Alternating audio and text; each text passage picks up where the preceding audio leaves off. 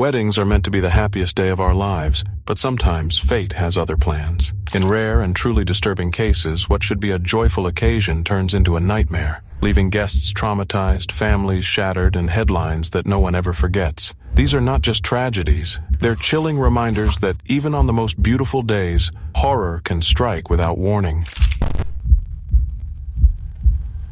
It was supposed to be the happiest night of their lives, a fairy tale wedding in the peaceful village of Goult in southeastern France. But by dawn, that dream had turned into a blood-soaked nightmare that would haunt the village forever. As the celebration slowly wound down in the early hours of Sunday, June 22nd, 2025, music still played faintly from the venue. The bride, a 27-year-old woman radiant in her wedding gown, stepped out with her new husband, a 25-year-old man she had just vowed to spend her life with. Their arms were linked, their smiles still fresh. They were surrounded by family. Among them, the groom's sister and a 13-year-old boy, believed to be the bride's son from a previous relationship. But just as they were leaving, minutes, maybe seconds before the night would have ended peacefully, hell broke loose. A car sped up the quiet village road and screeched to a halt. Out poured several masked figures, cold, armed, and precise. They didn't issue a warning. There was no hesitation. They opened fire instantly, spraying bullets into the crowd of departing guests. Chaos exploded.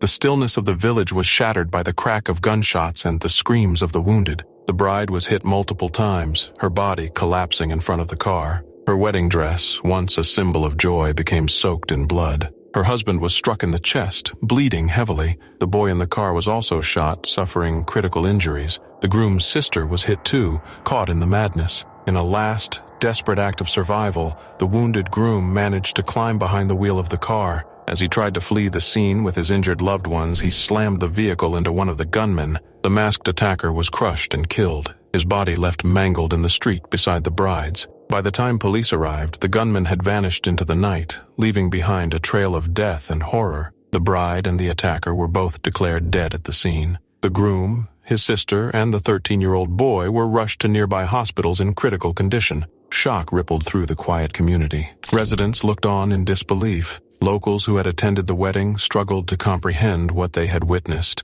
what had just stolen away a young woman's life before her marriage had even truly begun. French authorities immediately launched a full-scale investigation. Prosecutors in nearby Avignon opened a case for murder and attempted murder by an organized gang. Sources close to the investigation told French newspaper Le Figaro that the attack was likely not random. It bore the unmistakable signature of a targeted hit, possibly gang-related, possibly drug-related. Evidence suggested it was a planned ambush, possibly linked to the criminal records of some of the victims. Rumors quickly spread. According to reports, both the groom and his sister had past convictions, including violent offenses. The bride, however, had no known criminal history. She was reportedly an innocent caught in the storm, a young woman with a child, now dead just hours after saying, "I do." The Moroccan community in the region, to which the couple reportedly belonged, has been left reeling. Officials have not confirmed the victims' names, citing the ongoing investigation and concerns over retaliation. But whispers in the streets point to long-standing tensions in the area, unresolved conflicts, grudges, and perhaps a dangerous past catching up to someone on a day when they least expected it. For now, the identity of the gunmen remains unknown. Police believe several attackers are still at large and are working tirelessly to piece together what happened in those final moments. A village that rarely makes the news is now at the center of an international tragedy, one that has raised troubling questions about safety, organized crime, and how even a wedding can become a battlefield.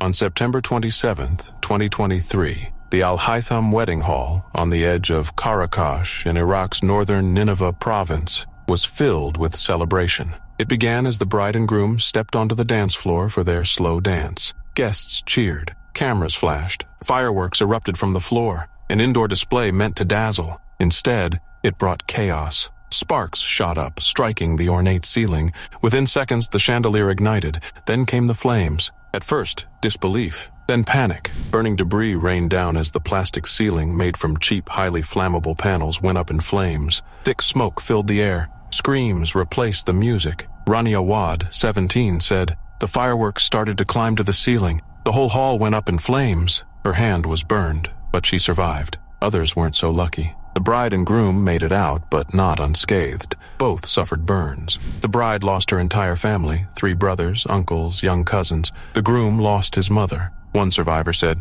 "I have a friend whose whole family died. His children, his wife, everyone. It's a human catastrophe." Witnesses recalled the fire beginning between 10 o'clock and 10:45 p.m. "One of the fireworks hit the roof," a man said. "Everything caught fire and started falling on people's heads." Then darkness. In the chaos, the owner cut electricity, thinking a short circuit had started the blaze, but that plunged the entire hall into blackness. No lights, no exits, only smoke and fire. The hall, built to hold 500, was packed with nearly twice that. There were no emergency exits. Some made it out, but many did not. The roof collapsed as flames consumed the venue. By the time firefighters arrived, it was too late. An AFP photographer captured ambulances racing in, while people gathered outside hospitals to donate blood. The official death toll ranged from 107 to 114. Over 150 were injured, many with severe burns. Children were among the dead. Survivors arrived wrapped in gauze in shock. Investigators later confirmed the hall was covered in highly flammable sandwich panels. One fire expert said,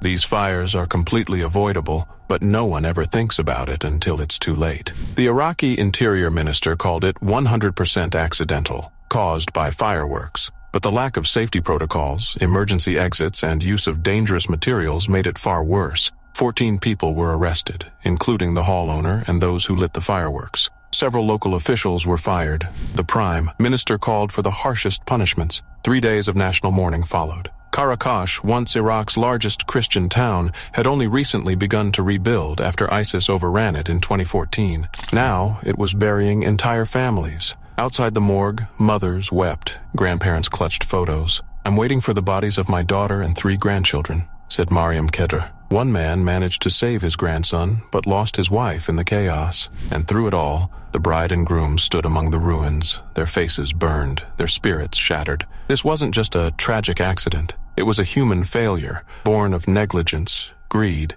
and broken systems. For over 100 guests, it was their final night. The intensity of the fire was clear from how little it left behind. When it began, the tent which had occupied this scorched space was packed with women and children celebrating a wedding. Fire officials say the temperature inside would have reached 1500 Celsius within just 2 minutes.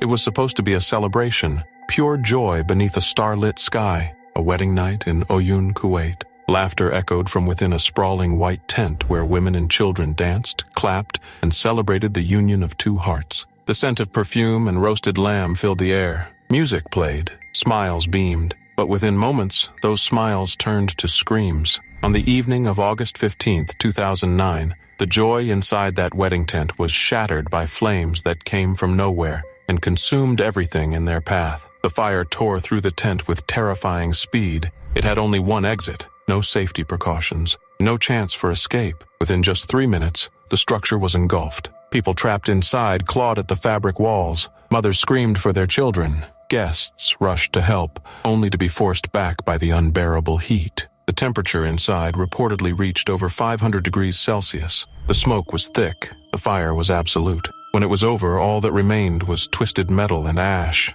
and the charred bodies of dozens who never made it out. 57 people lost their lives that night. Nearly 90 others were injured. Many of the dead were so badly burned that they could only be identified through DNA or dental records. It was the deadliest civilian tragedy Kuwait had seen in 4 decades. But this wasn't an accident. This was murder. The next day, investigators revealed a horrifying truth. The fire had been deliberately set. A 23-year-old woman named Nasra Youssef Mohammed Al-Anezi had walked up to the tent and poured gasoline at its entrance before lighting it on fire. She stood back and watched the inferno consume the people inside. Nasra was no stranger to the groom. She was his first wife. In Kuwait, polygamy is legal, and that night, her husband was marrying a second wife. But Nasra didn't just feel betrayed. She burned with rage. She waited until the women and children had gathered separately in their part of the tent, and then she struck. She was arrested the very next day. At first, she confessed, but as her trial began in October 2009,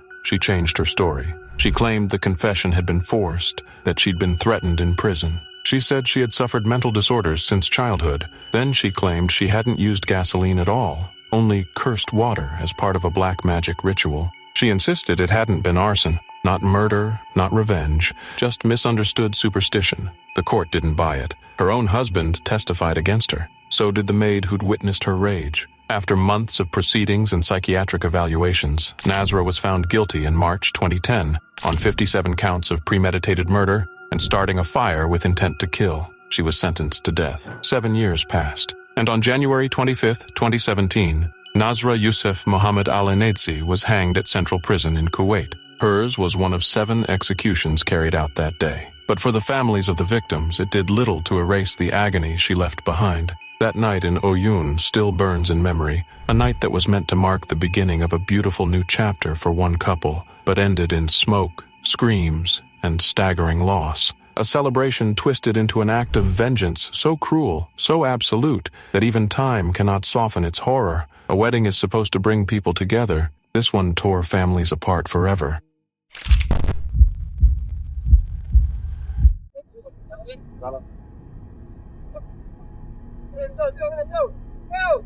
It was a day meant for celebration, a day of union and joy. 19-year-old Safina Latif was on her way to start a new life, dressed in the colors of tradition and hope. The sun was dipping behind the towering mountains of Azad Kashmir, casting golden light across the winding road that connected Neelam Valley to Muzaffarabad. The Toyota Corolla carrying her and her loved ones hugged the narrow bends of the Muzaffarabad-Neelam Valley Road, unaware that this ride would end not at a wedding venue but in tragedy. The car, packed with 9 passengers, including children, was descending the steep slopes near Nosiri village when it approached a sharp curve near Chakranka. The road here is infamous, tight, crumbling at the edges with no guardrails, and in an instant that would steal 4 lives, the vehicle lost control. Eyewitnesses would later describe how the car swerved, wobbled, then vanished from view, plunging into a deep ravine, hundreds of feet below. The silence that followed was pierced only by the screams of the injured and the rising panic of villagers rushing to the scene.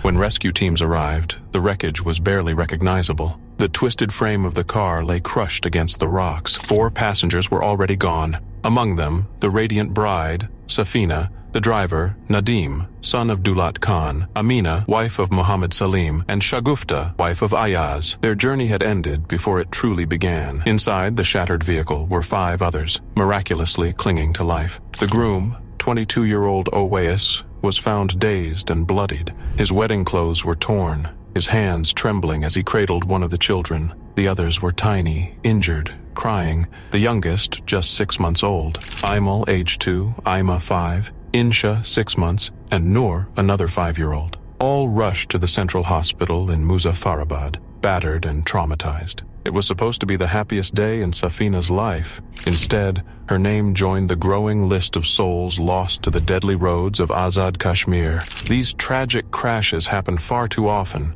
Sharp turns, unguarded ravines, worn-out tires, and infrastructure unfit for the lives it's meant to carry. The roads claim lives with cold regularity, and yet little changes. There were no explosions, no sirens, just a quiet, preventable catastrophe, the kind that unfolds in seconds but leaves scars for a lifetime. On that mountain road, hope fell into the abyss. A bride died before she could say, "I do." A groom survived, but his heart, like the wrecked vehicle, may never be whole again.